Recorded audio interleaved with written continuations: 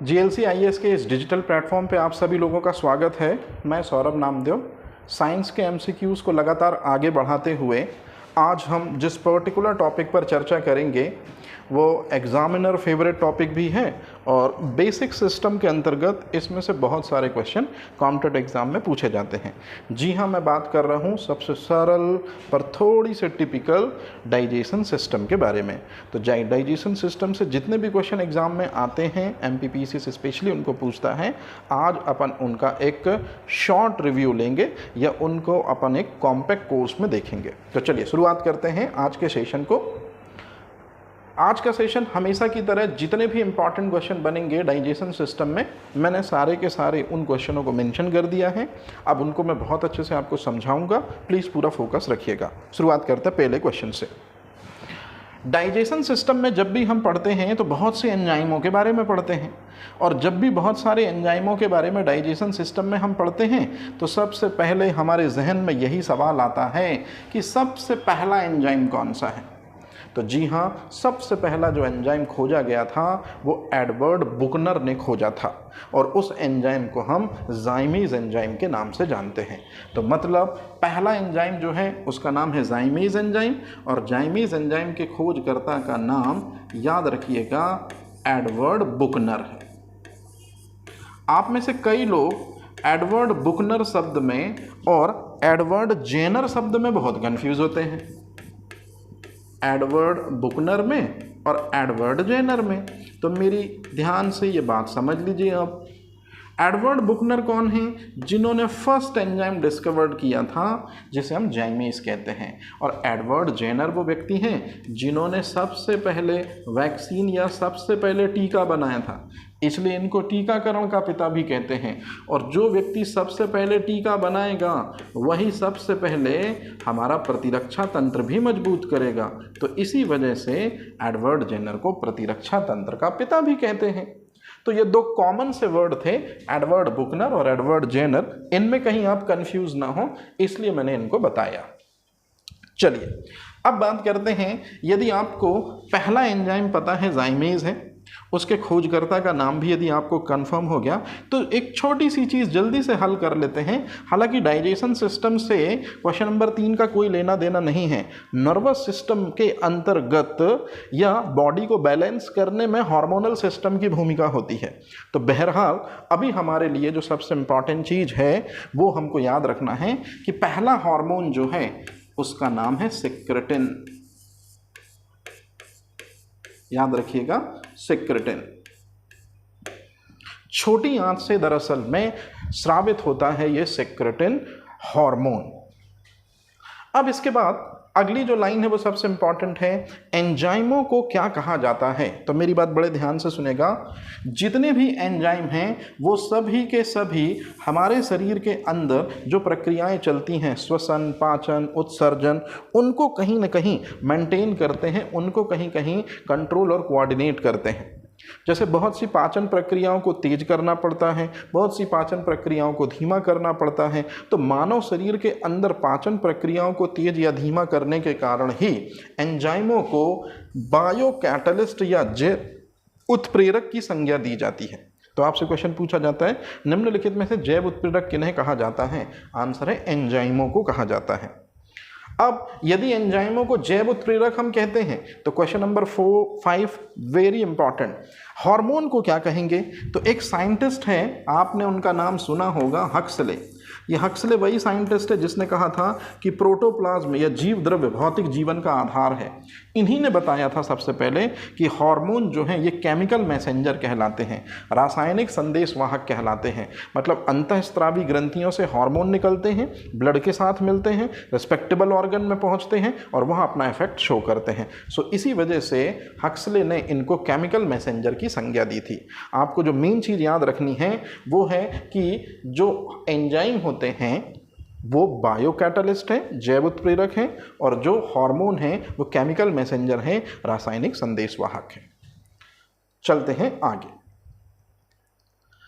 इस दुनिया का जो सबसे पहला एंजाइम है निश्चित रूप में जिसे हम जाइमेज एंजाइम कहते हैं, इसका काम क्या है? तो मेरी बात बड़े ध्यान से सुनिएगा। जाइमेज एंजाइम जो है उसका काम क्वेश्चन नंबर 7 आपको बहुत अच्छे से बता रहा है। कहने का सीधा सा मतलब है कि जाइमेज एंजाइम जो है क्या करता है, अच्छे से देखिएगा, C6H12O6 मतलब ग्लूकोज को C2H5OH मतलब एथिल अल्कोहल में बदल देता है। तो इस दुनिया का सबसे पहला एंजाइम जो है जाइमेज है, जो कि ग्लूकोज, और ग्लूकोज के लिए हम एक वर्ड यूज़ कर सकते हैं शर्करा या शुगर, उसको किस में बदल देता है, एथिल अल्कोहल में। तो लीजिए, एथिल अल्कोहल में बदल देता है ग्लूकोज को निश्चित रूप में जाइमेज एंजाइम। तो अगर आपसे मैं क्वेश्चन पूछूं कि ग्लूकोज जो शर्करा है या कार्बोहाइड्रेट है, उसको एथिल अल्कोहल में कौन सा एंजाइम बदलता है, जाइमेज एंजाइम।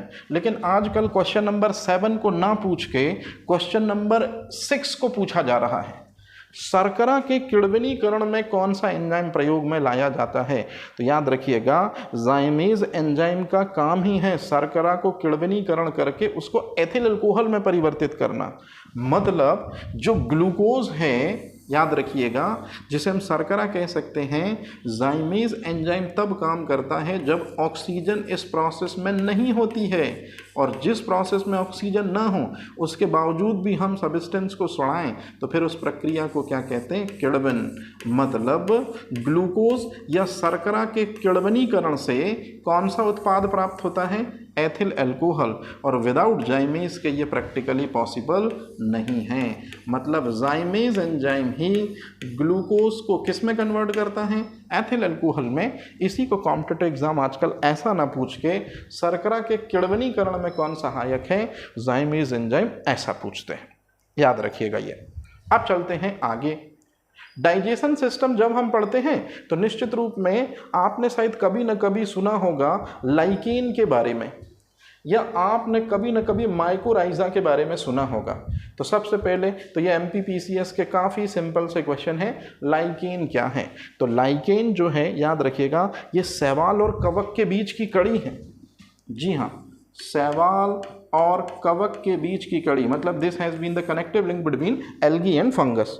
अब उससे भी इंपॉर्टेंट चीज़, दिल्ली या बड़े बड़े महानगर जैसे कि मुरादाबाद वर्तमान समय में, यहाँ पर वायु प्रदूषण का स्तर बहुत ज़्यादा है, और जहाँ पर भी वायु प्रदूषण का स्तर बहुत ज़्यादा होगा वहाँ पर सल्फर डाइऑक्साइड बहुत ज़्यादा होगी, और जहाँ पर भी सल्फर डाइऑक्साइड गैस बहुत ज़्यादा होती है लाइकेन की वृद्धि कभी नहीं हो सकती है।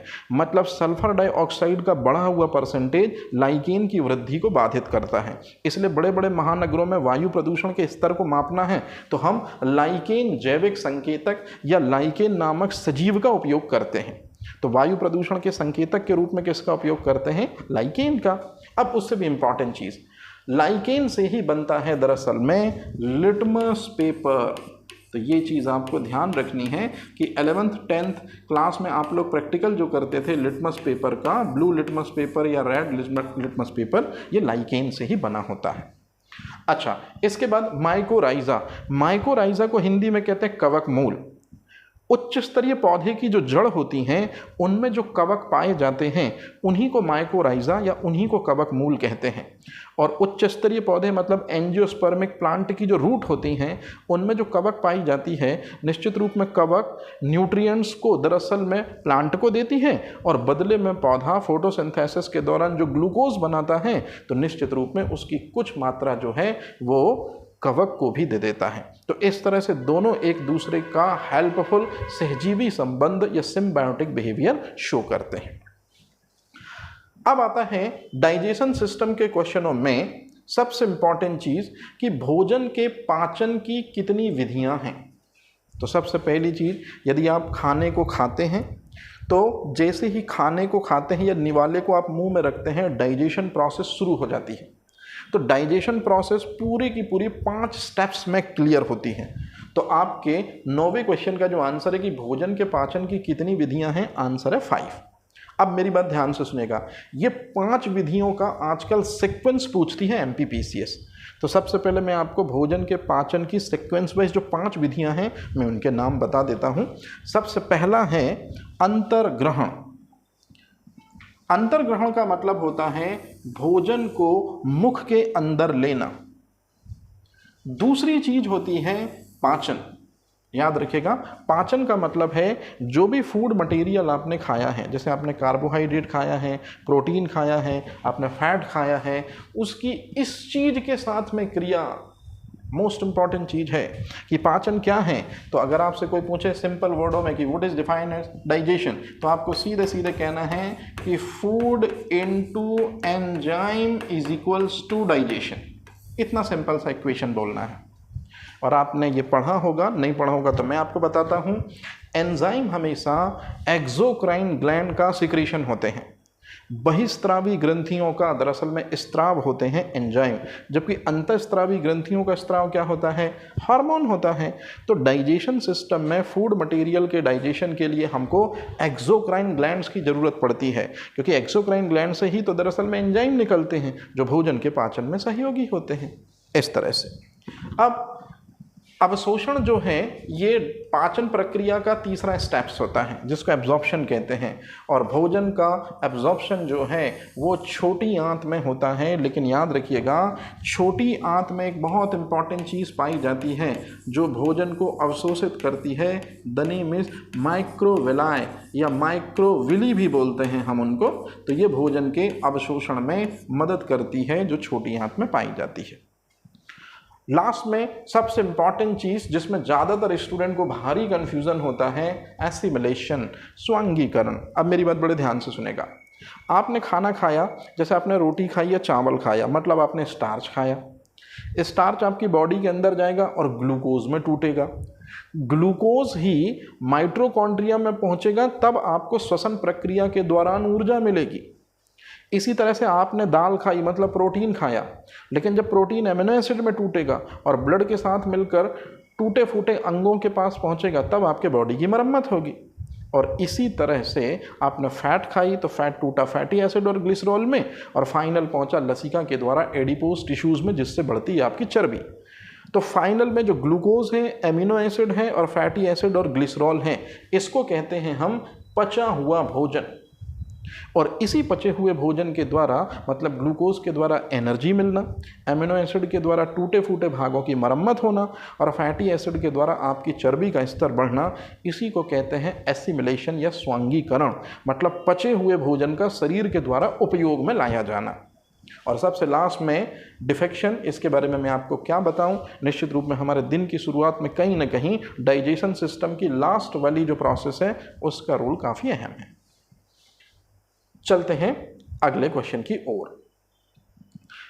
क्वेश्चन नंबर 10 एमपीपीसीएस के सबसे सिंपल क्वेश्चनों में से एक, कि पाचन प्रक्रिया की शुरुआत किस अंग से होती है।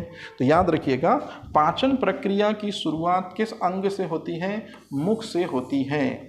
मुख से इसलिए नहीं होती क्योंकि आप खाने को सीधे मुख के अंदर लेते हैं, ना जी ना। मुख में जो लार ग्रंथियां पाई जाती हैं, तो मैंने अगला क्वेश्चन यहीं से बनाया है कि मनुष्य के शरीर में जो मुख होता है उसमें कितने जोड़ी लार ग्रंथियां होती हैं, 3 जोड़ी लार ग्रंथियां होती हैं। और सबसे बड़ी लार ग्रंथि का नाम है पैरोटिड सलाइवरी ग्लैंड। तो पैरोटिड सलाइवरी ग्लैंड जो होती है, इसी में यदि वायरल अटैक हो जाए तो आपको एक समस्या हो जाती है मम्स, और मम्स को कहते हैं गिल्सुआ। तो ये चीज़ आपने पढ़ी होगी और ये चीज़ आपको बनती भी होगी। अब मेरी बात ध्यान से सुनिएगा जो मैं बात बोल रहा हूँ। मनुष्य में 3 जोड़ी लार ग्रंथियाँ जो पाई जाती हैं, इन्हीं के अंदर पाए जाते हैं दरअसल में एंजाइम, और यही एंजाइम भोजन के पाचन में मदद करते हैं। तो पाचन प्रक्रिया की शुरुआत मुंह से होती है, इसलिए नहीं कि मुंह में सबसे पहले आप फूड मटेरियल को इनटेक करते हैं, ना। सबसे पहले मुंह के अंदर से ही एंजाइम मिलने की परंपरा की शुरुआत हो जाती है। और जैसे ही आपने फूड इनटेक किया, निश्चित रूप में आपकी लार में उपस्थित सलाइवरी ग्लैंड्स जो हैं उस भोजन के साथ मिक्स अप हुई और डाइजेशन के काम को स्टार्ट कर दिया। इसलिए भोजन के पाचन की शुरुआत किससे होती है, मुख से होती है। अब यदि मैं आपसे पूछूं कि कौन से वो अंग हैं जो भोजन के पाचन में सहयोग नहीं करते हैं, तो मैंने आपको पहले एक चीज़ सिखाई थी कि पाचन का मतलब होता है कि जो भी भोज्य पदार्थ आप खाते हैं उनकी एंजाइमों के साथ क्रिया, यही कहलाता है डाइजेशन, या इसी को कहते हैं पाचन। तो ग्रास नली जो होती है इसके पास में एंजाइम नहीं होता है, लीवर के पास में रस तो होता है बाइल जूस, लेकिन एंजाइम नहीं होता है। और बड़ी आंत भी बेचारी किसी प्रकार का कोई रस स्रावित नहीं करती है, जिस वजह से उसके पास कोई एंजाइम नहीं होता है। तो फाइनल में यदि एंजाइम नहीं है तो इसका सीधा सा मतलब है कि डाइजेशन या पाचन प्रक्रिया में वो अंग जो है सहयोगी नहीं होगा। तो आप अच्छे से देख लीजिए, ग्रास नली मतलब ओइसोफेगस, लीवर मानव शरीर का सबसे बड़ा आंतरिक अंग और सबसे बड़ी ग्रंथि, और बड़ी आंत, ये बड़ी आंत वही है जिसके कोलोन वाले पार्ट में इस्चीरिया कोलाई जीवाणु पाया जाता है। ये तीनों के तीनों ऑर्गन डाइजेशन प्रोसेस में प्रत्यक्ष रूप से सहभागी नहीं है। क्यों? क्योंकि एंजाइम नहीं होता, और एंजाइम नहीं होगा तो डाइजेशन होने का सवाल ही पैदा नहीं होता। इंपॉर्टेंट। अब इसके बाद क्वेश्चन नंबर 13, एकदम सिंपल सा क्वेश्चन कि आमाशय के अंदर कौन सा रस पाया जाता है? जठर रस। लेकिन उसकी इंग्लिश जो है आपको आनी कंपलसरी है, गैस्ट्रिक जूस, क्योंकि आजकल कॉम्पिटिटिव एग्जाम सीधे सीधे क्वेश्चन पूछते हैं गैस्ट्रिक जूस जो है कौन सा अंग स्रावित करता है? आंसर है जठर रस। माफी चाहता हूं, आमाशय। अब यदि मैं आपसे पूछूं कि आमाशय जो आमाशयी रस या गैस्ट्रिक जूस जो स्रावित करता है, जिसे हम जठर रस कहते हैं, उसका मुख्य घटक क्या होता है? तो मेरी बात ध्यान से सुनेगा। यदि आमाशय 100% जठर रस स्रावित करता है तो 95% जठर रस में HCl की होगी बादशाहत। मतलब जठर रस का मुख्य घटक जो है वो HCl होगा, हाइड्रोक्लोरिक अम्ल होगा, और जो भोजन में आए हुए जीवाणुओं को नष्ट करता है। ये तो आपने पढ़ा है, लेकिन आप एक चीज़ और जानते होंगे जो आजकल क्वेश्चन के रूप में पूछी जा रही है, ये नहीं जानते होंगे, तो मैं बता देता हूँ कि जठर रस जो होता है, याद रखिएगा, उसमें जो HCl पाया जाता है, यही HCl निष्क्रिय पेप्सिनोजन को सक्रिय पेप्सिन में बदलता है, और यही HCl जो है निष्क्रिय प्रोरेनिन को रेनिन में बदलता है। कहने का सीधा सा मतलब है कि पेप्सिन और रेनिन जो दोनों के दोनों आमाशय में पाए जाने वाले एंजाइम हैं, दोनों के दोनों प्रोटीन के पाचन में महत्वपूर्ण भूमिका निभाते हैं। मैं आपको बताऊंगा, ये जठर रस में उपस्थित HCl के कारण ही सक्रिय हो पाते हैं। तो HCl का मुख्य कार्य भोजन में आए हुए जीवाणुओं को नष्ट करना है, या आप शुरू से पढ़ते हो, लेकिन अब आप अपने दिमाग में एक चीज़ और सेट कर लो, जो सबसे अहम भी बात है कि पेप्सिन और रेनिन के सक्रियण में HCl मदद करता है। अच्छा, इसके बाद अगला जो है क्वेश्चन नंबर 16, उसमें मैंने यही चीज़ आपको समझाने की कोशिश की है, क्योंकि क्वेश्चन सिंपल सा पूछते हैं कि बताइए जरा जठर रस में कौन से एंजाइम पाए जाते हैं। तो मैंने अभी आपको बताया कि जठर रस कौन स्रावित करता है? आमाशय। और याद रखेंगे हमेशा आप कि जो जठर रस होता है इसमें पेप्सिन एंजाइम भी पाया जाता है और रेनिन एंजाइम भी पाया जाता है। अब सबसे इम्पॉर्टेंट चीज़ कि पेप्सिन एंजाइम का काम क्या होता है, तो जो भी आप प्रोटीन खाते हैं उसको पेप्टाइड में या एमिनो एसिड में परिवर्तित कर देता है। कौन? Pepsin enzyme. तो याद रखिएगा, पेप्सिन एंजाइम का काम होता है प्रोटीन के पाचन में मदद करना। जबकि यदि आप दूध लेते हैं तो दूध में भी एक प्रोटीन होती है जिसे हम कहते हैं कैसीन प्रोटीन, जो दूध के श्वेत रंग के लिए उत्तरदायी होती है। तो दूध में घुली हुई कैसीन प्रोटीन जो है उसका डाइजेशन करता है दरअसल में रेनिन एंजाइम।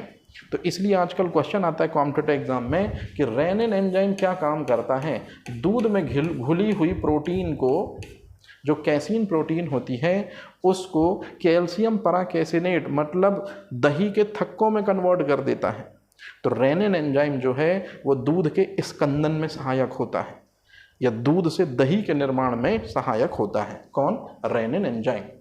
और रेनिन एंजाइम का सबसे अच्छा यूज़ छोटे बच्चों में होता है, जो मदर मिल्क को इनटेक करने के बाद में जो दूध की उल्टी करते हैं वो सिर्फ और सिर्फ रेनिन एंजाइम के कारण। और वो दूध की उल्टी कोई ख़राब बात नहीं है, दरअसल में बच्चे को पूरा पोषण मिल चुका है, ये इस बात की गवाही है। अब इसके बाद मानव शरीर की सबसे बड़ी ग्रंथि, क्वेश्चन नंबर 19। अब इस क्वेश्चन में मेरे को तो नहीं लगता कि किसी को कोई दिक्कत होगी, लेकिन मैं आपको एक सबसे इंपॉर्टेंट चीज़ बता दूं कि मानव शरीर की सबसे बड़ी ग्रंथि लीवर है। मानव शरीर की सबसे बड़ी बहिस्त्रावी ग्रंथि जो है उसका नाम भी लीवर है। लेकिन मानव शरीर की सबसे बड़ी अंतःस्रावी ग्रंथि का नाम है अवटु ग्रंथि, जिसको कहते हैं थायराइड ग्रंथि। और थायराइड ग्रंथि से निकलता है थायरोक्सिन हार्मोन, और थायरोक्सिन हार्मोन जो है ये हमारी physical as well as mental growth के लिए बहुत इंपॉर्टेंट होता है। इसलिए थायराइड ग्रंथि को कहते हैं टेम्पो ऑफ लाइफ या एक्सेलरेटर ऑफ लाइफ।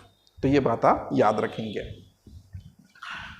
यकृत जो मानव शरीर की सबसे बड़ी ग्रंथि है, उसमें से एक जूस निकलता है, याद रखेंगे, उसे हम कहते हैं पित्त रस, या उसी को हम कहते हैं बाइल जूस।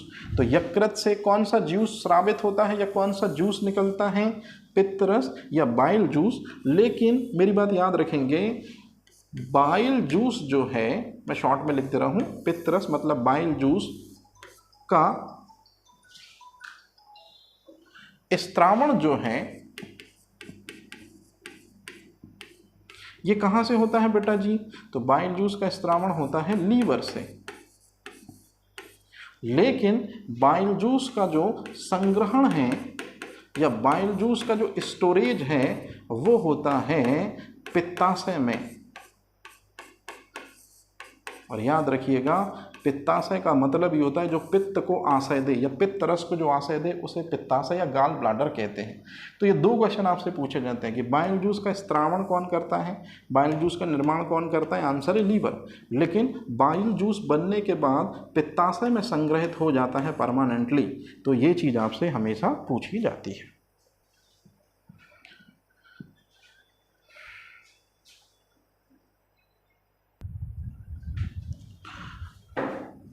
पित्तरस के बारे में सबसे इंपॉर्टेंट चीज़ यही थी जो मैंने आपको अभी बताई कि स्त्रावण कौन करता है और संग्रहित कहाँ होता है, याद रखिएगा। अब इसके बाद हम बढ़ते हैं आगे कि लीवर से स्रावित जो होता है पित्तरस, उसमें एक भी एंजाइम नहीं होता है, और बस एक भी एंजाइम नहीं होता है पित्तरस में। तो इसलिए पित्तरस कभी भी पाचन में सहयोगी नहीं होगा। और पित्तरस यदि पाचन में सहयोगी नहीं है तो जो अंग पित्तरस निकाल रहा है वो पाचन में भला कैसे सहयोगी हो जाए? तो ये बात हमेशा याद रखेगा, कौन सा रस और कौन सा अंग डाइजेशन में सहयोगी नहीं है? आंसर है लीवर और पित्तरस। लेकिन आपको मैं एक बात बता दूं, पित्तरस जो है वो पाचन में प्रत्यक्ष तो सहयोगी नहीं है, लेकिन अप्रत्यक्ष रूप से जरूर सहयोगी है। आप जो फैट खाते हैं वो बड़े मॉलिक्यूल के रूप में होता है। तो जो पित्तरस या बाइल जूस होता है वो बड़े बड़े फैट को छोटे छोटे फैटी ग्लोब्यूल्स में तोड़ता है। इसी को हम कहते हैं इमल्सिफिकेशन ऑफ फैट या वसा का पायसीकरण।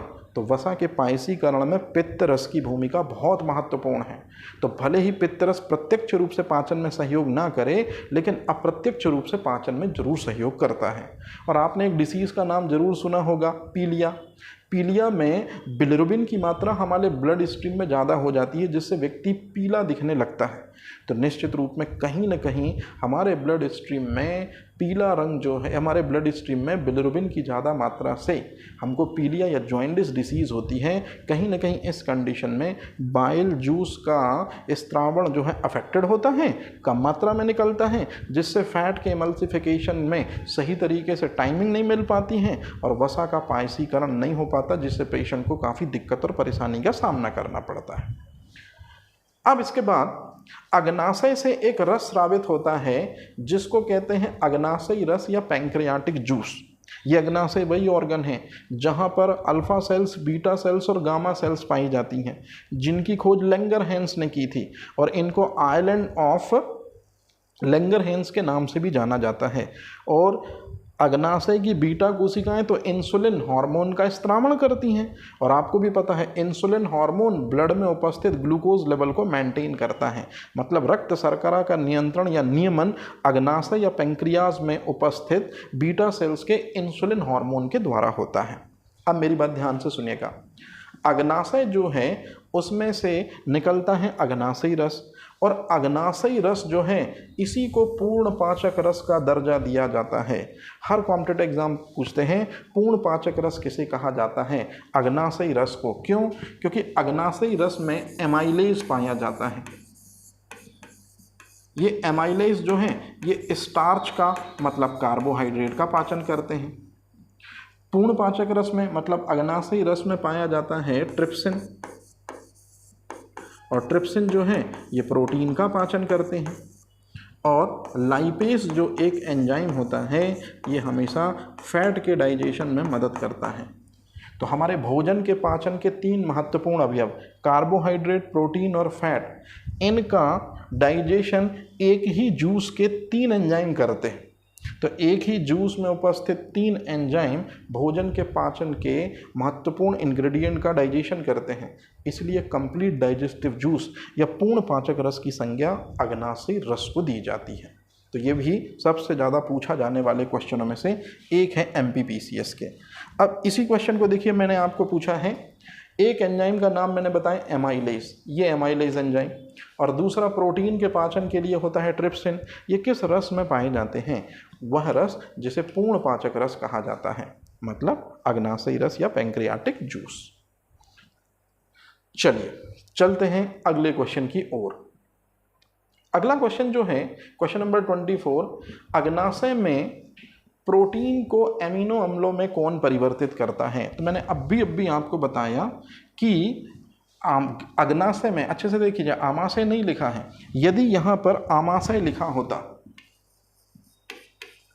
और फिर क्वेश्चन पूछा गया होता, तो पहले यदि आमाशय लिखा होता तो फिर इस सवाल का जवाब हो जाता पेप्सिन।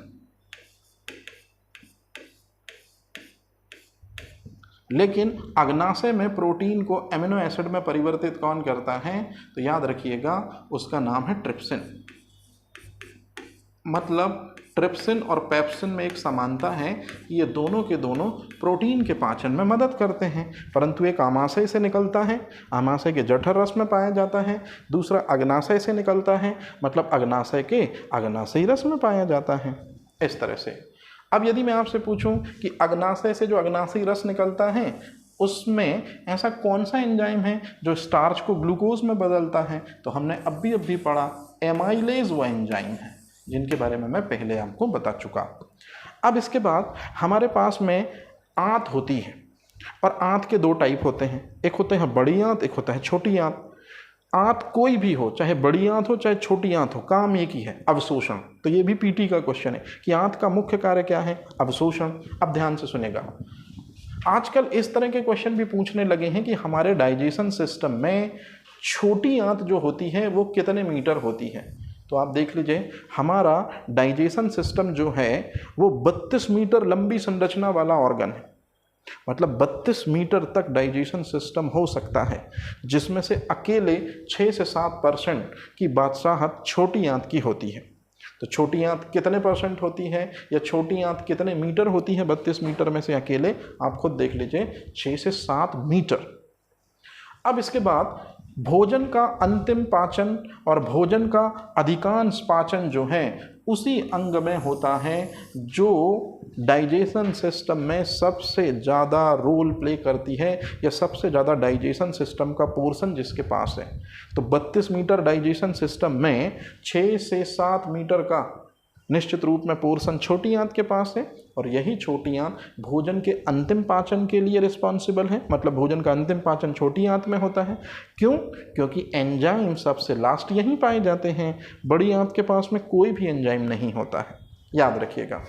अब इसके बाद एक क्वेश्चन हमेशा आपसे कॉम्पिटिटिव एग्जाम में पूछा जाता है कि छोटी आंत में वो कौन सा स्ट्रक्चर होता है जो अवशोषण में मदद करता है। भोज्य पदार्थों के अवशोषण का काम छोटी आंत का है, जबकि पानी का अवशोषण बड़ी आंत का काम है। तो छोटी आंत या स्मॉल इंटेस्टाइन के अंदर एक स्ट्रक्चर होता है जिसे हम कहते हैं माइक्रोविलाई, जिन्हें हम कहते हैं विली।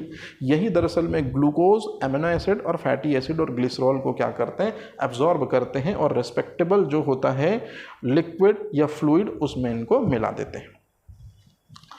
अगर छोटी आंत के बारे में आपको पता है तो बड़ी आंत के बारे में भी आपको क्वेश्चन पता होना चाहिए कि बड़ी आंत जो है उसकी लंबाई सिर्फ और सिर्फ 1.5 मीटर, छोटी आंत 6 से 7 मीटर, बड़ी आंत 1.5 मीटर होती है। अब मेरी बात बड़े ध्यान से सुनिएगा, जो मैं आपको समझाना चाह रहा हूं और जो मैं आपको सिखाना चाह रहा हूं। यदि मैं बड़ी आंत का इमेज ड्रॉ करूं तो कुछ ऐसा बड़ी आंत का इमेज आता है।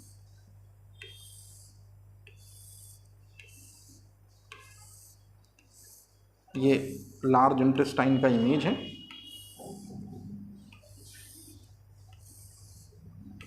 अब मेरी बात बड़े ध्यान से सुनिएगा।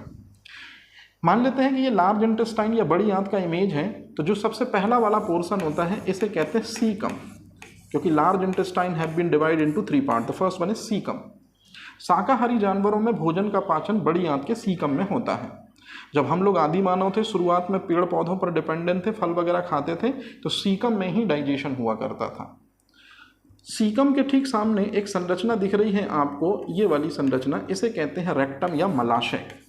निश्चित रूप में यहाँ पर स्टूल वगैरह भरा होता है। अब आता सबसे इंपॉर्टेंट चीज़, बाकी जो स्ट्रक्चर बच गया, तो याद रखिएगा जो ये वाला स्ट्रक्चर बच गया, मतलब इनको अलग कर दें तो बाकी जो ये स्ट्रक्चर है इसे कहते हैं कोलोन। और कोलोन में एक जीवाणु पाया जाता है जिसका नाम है इस्चीरिया कोलाई। और इस्चीरिया कोलाई जीवाणु बड़ी आंत के कोलोन वाले भाग में रहकर ही बनाता है विटामिन के। तो मैंने आपको कई बार बताया है कि विटामिन के जो ब्लड क्लॉटिंग में हेल्प करता है, रक्त के स्कंदन में हेल्प करता है, और कुछ मात्रा में विटामिन B6 और विटामिन B9 भी बनते हैं बड़ी आंत के कोलोन सेगमेंट में इस्चीरिया कोलाई जीवाणु के द्वारा।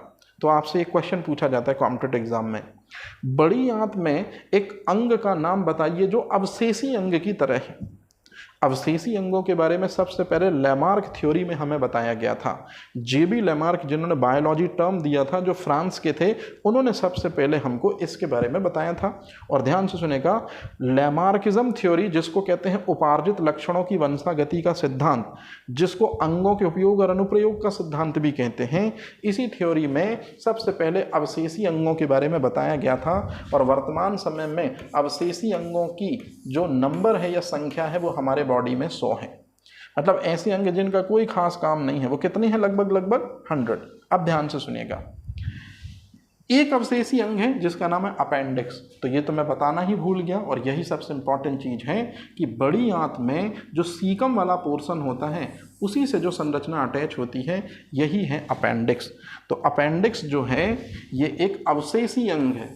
और याद रखिएगा, अपेंडिक्स ही दरअसल में प्राचीन समय में हमारी पूंछ थी, जिसका हमने उपयोग नहीं किया, तो निश्चित रूप में धीरे धीरे आने वाली कुछ जनरेशन में धीरे धीरे ये क्या हो गई? समाप्त हो गई, और आज परमानेंटली नहीं है। परंतु आज भी कुछ लोगों में अपेंडिक्स बढ़ जाती है, आज भी कुछ लोगों में अपेंडिक्स बढ़ जाती है। इसे एक समस्या कहते हैं अपेंडिसाइटिस। सो फिर डॉक्टर जो है बड़े ईजिली तरीके से इसको कट कर देता है और बॉडी से निकाल देता है, बिकॉज वेस्टिजियल ऑर्गन या अवशेषी अंग अपेंडिक्स लिम्फॉइड टिश्यू से मिलकर बनता है, लसिका ऊतकों से मिलकर बनी संरचना होती है। अवशेषी अंगों की यदि हम बात करें तो हमारे बॉडी में 4 तरह के दांत पाए जाते हैं, जिनमें चौथे तरह की कैटेगरी है मोलर, और मोलर 3 दांत होते हैं। तो जो लास्ट का मोलर होता है, मतलब जो थर्ड मोलर होता है, तीसरा मोलर जो होता है, इसी को कहते हैं अक्ल दाढ़, इसी को कहते हैं विजडम टीथ। और शायद आप लोगों ने ये चीज़ तो ज़रूर सुनी होगी, दांत, विजडम टीथ, कि लगभग 18 से 20 साल में विजडम टीथ जो है वो आती है। तो ये बहुत इंपॉर्टेंट चीज़ है। और कर्णपिन्ना का मतलब ये चीज़, ये भी अवशेषी अंग या वेस्टिजियल ऑर्गन कहलाते हैं। इस तरह से अब एक क्वेश्चन पूछा जाता है जो बहुत महत्वपूर्ण है, क्वेश्चन नंबर 31, वसा का संग्रहण किस अंग में होता है?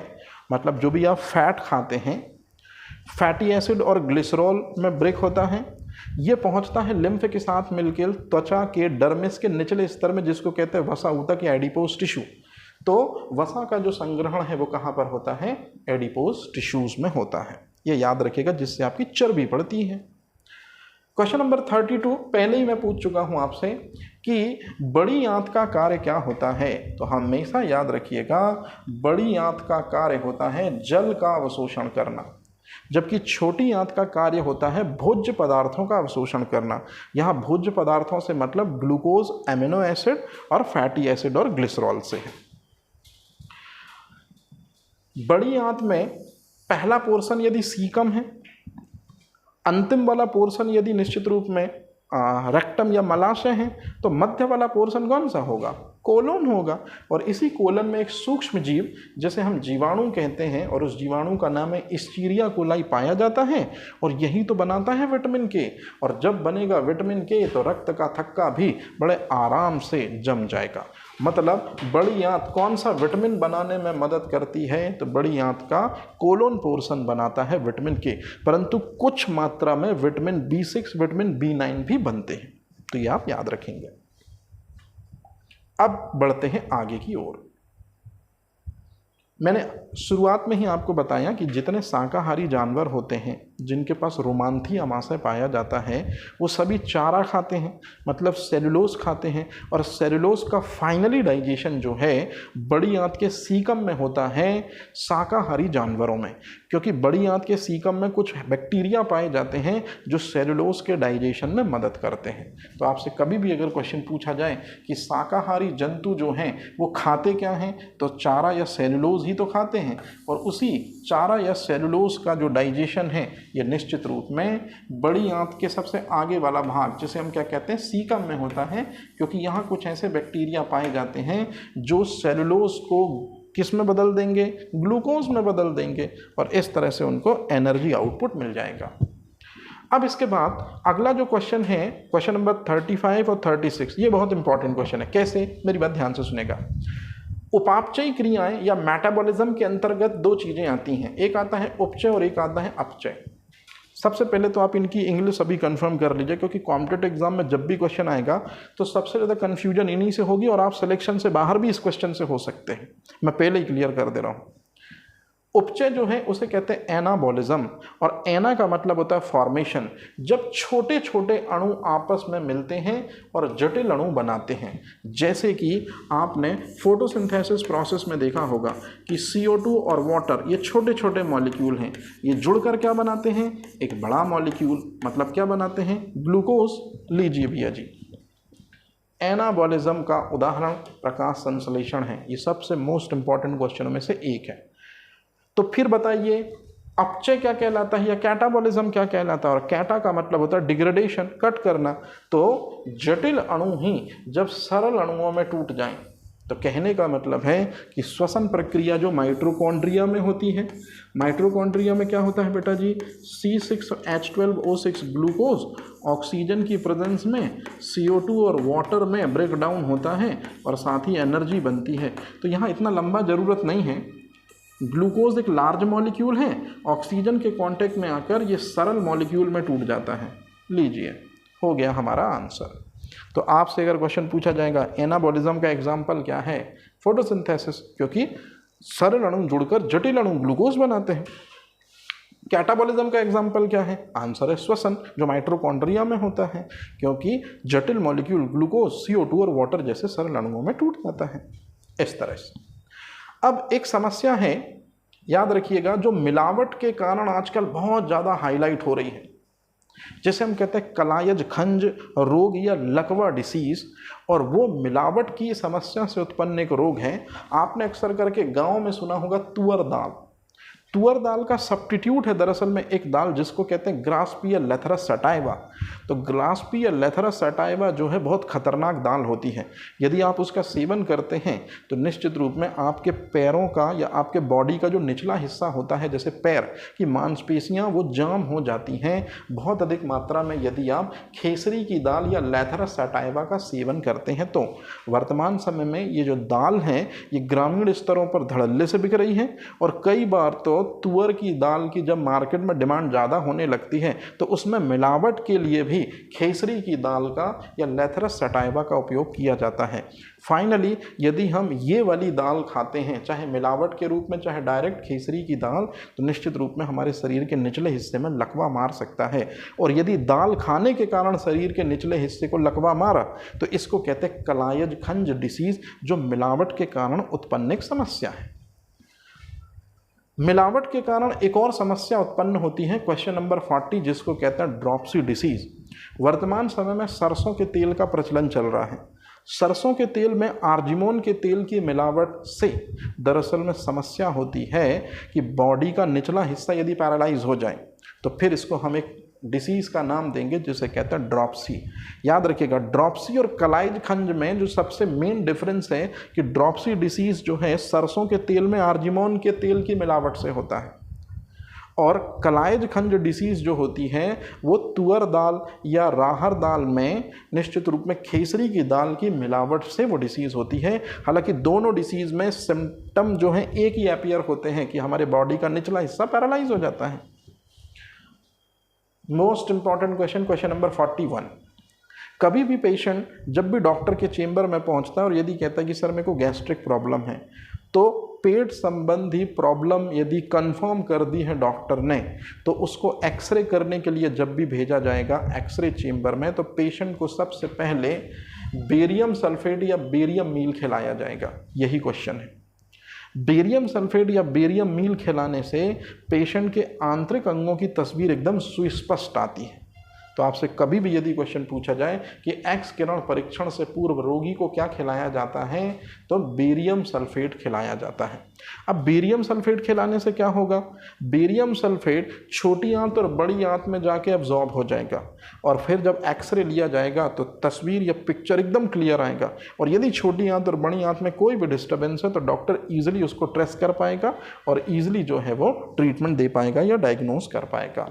तो आपसे क्वेश्चन पूछा जाएगा एक्स किरण परीक्षण से पूर्व रोगी को क्या खिलाया जाता है, बेरियम सल्फेट खिलाया जाता है, ताकि आंतरिक अंगों की तस्वीर एकदम क्लियर आए। एक मेथड है क्वेश्चन नंबर 42, उसे हम कहते हैं एंडोस्कोपी। अब मेरी बात ध्यान से सुनेगा। यदि आपके पेट में कोई दिक्कत और परेशानी है और डॉक्टर को एक्सरे से समझ में नहीं आ रहा, तो फिर आपके मुंह से दरअसल में एक रॉड डाली जाएगी, एक तार डाला जाएगा। वो तार ऑप्टिकल फाइबर होगा। ये वही तार है जो इंटरनेट चलाने में मदद करता है। और ऑप्टिकल फाइबर के सिरे में लगाया जाएगा एक कैमरा और उस तार को भेजा जाएगा आपके हर एक अंग में, और हर एक अंग में जाकर निश्चित रूप से चूंकि टिप में कैमरा लगा है तो सामने कंप्यूटर स्क्रीन पर चीज़ें आती हैं। फिर अगर एक अंग में प्रॉब्लम नहीं है तो दूसरे अंग में जाएगा कैमरा, और इस तरह से एंडोस्कोपी टेक्निक कहा जाता है इस पूरे होल प्रोसीजर को।